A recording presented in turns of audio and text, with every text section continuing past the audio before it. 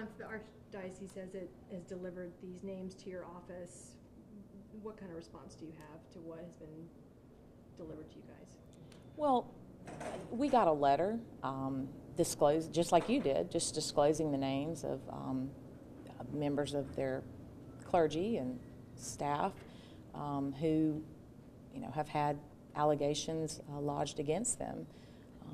We got the same thing you did. So there's been no request today from the church about investigating these cases. However, I became the district attorney in 2011. Since becoming the district attorney in 2011, there's only been one complaint given to our office by the church, the Catholic Church here in Mobile, the Archdiocese, and that complaint was thoroughly investigated by my office along with a team at the Child Advocacy Center. There was a significant investigation into those allegations, and after an interdisciplinary team meeting regarding those allegations, there were no charges that were filed.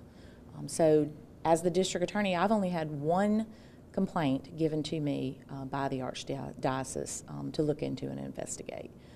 So, that's how it stands with my administration.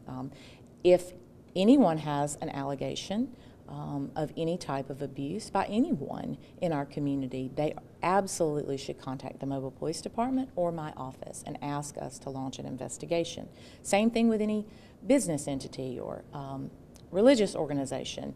If there is if you are aware of criminal activity that is occurring, then by all means, please report it to our office.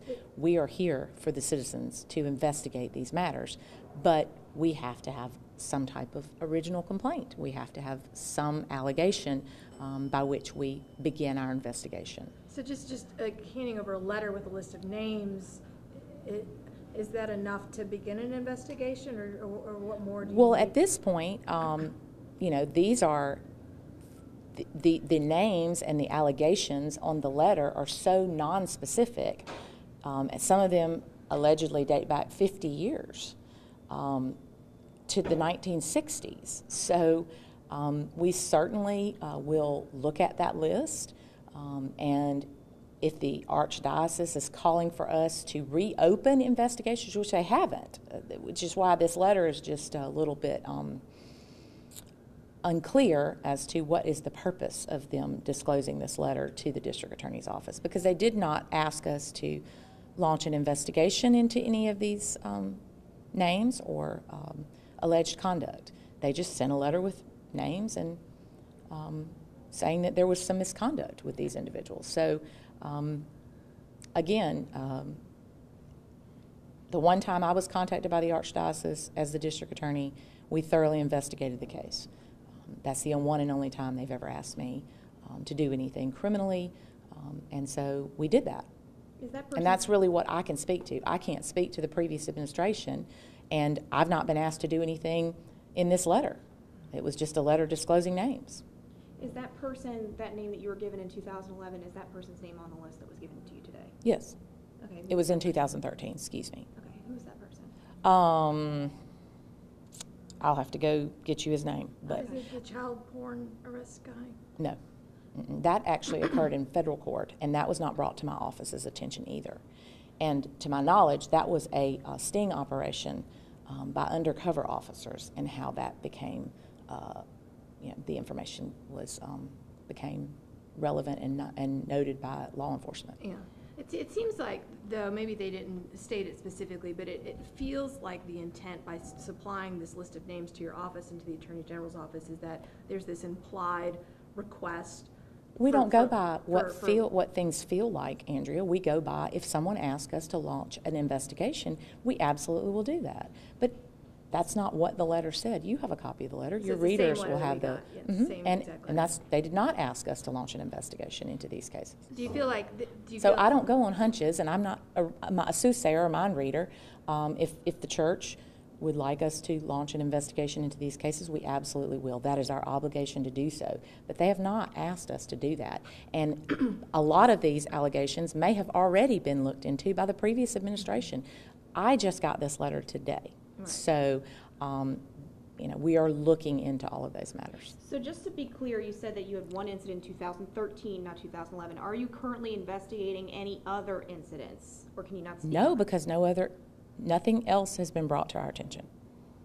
Okay, so is it fair to say that your office will not launch an investigation? No, based no, on that's this? not fair Okay. to say. If a victim comes forward and says, this occurred and I would like to see it prosecuted, we absolutely will launch an investigation.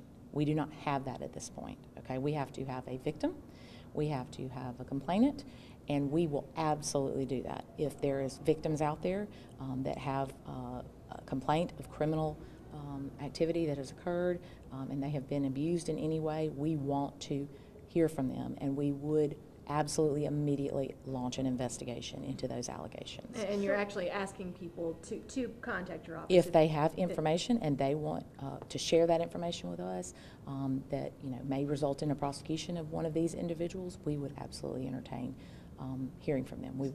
That's our job, and we would do that. How frustrating is it for you to have this list of 28 people and not really be able to do anything about it? Well, first of all, right now I'm trying to figure out, of the names on the list, we have to find out if the incidents occurred in Mobile County, because that's the jurisdiction that I have. If it occurred outside of Mobile County, then I don't have jurisdiction to prosecute those in Mobile County.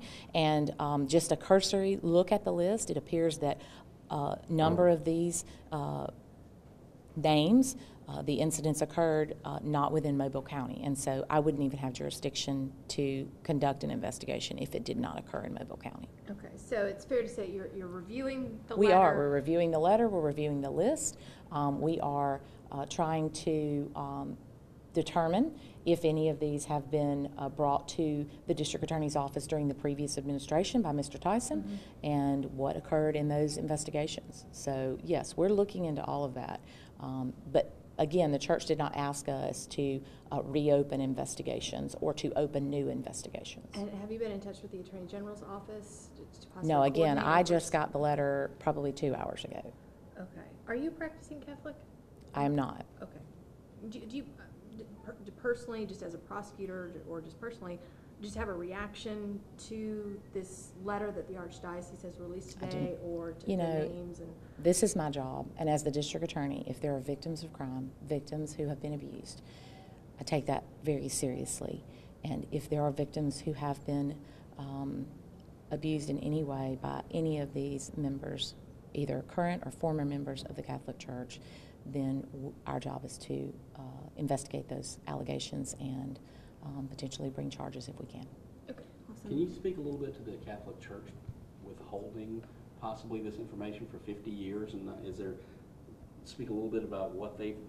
I can't, because I don't know if they've withheld it or not, because I don't know what correspondence was given to the previous administration. I only know what has happened as when I have been the district attorney since 2011. And I've only received one correspondence regarding one of the names on the list, and that was thoroughly investigated under my leadership at the district attorney's office. If some of these are unreported cases and the Catholic Church did nothing for in some instances, 50 years, could they be culpable for anything? Again, we're looking into all of that. I don't know that that even is the case. Can you find out the name? Yeah, I'll go look at it. It's on my desk. Yeah, give me just a second. Anything else you want to Anything say? else? Okay. We appreciate your time. Thank you.